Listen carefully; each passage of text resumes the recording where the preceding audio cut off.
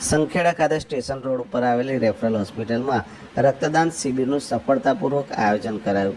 આ માનવતાવાદી કાર્યક્રમ તાલુકા આરોગ્ય અધિકારીની કચેરી તથા આયુષ બ્લડ બેંકના સંયુક્ત ઉપક્રમે યોજાયો હતો. શિબિર દરમિયાન રક્તદાતાઓ દ્વારા ઉત્સાહપૂર્વક રક્તદાન કરવામાં આવ્યું હતું, જેમાં કુલ 15 યુનિટ રક્ત એકત્ર કરવામાં આવ્યું હતું. આ પ્રસંગે તાલુકાના ઉચ્ચ અધિકારીઓ અને કર્મચારીઓએ ખાસ ઉપસ્થિત રહી રક્તદાતાઓનો ઉત્સાહ વધાર્યો હતો.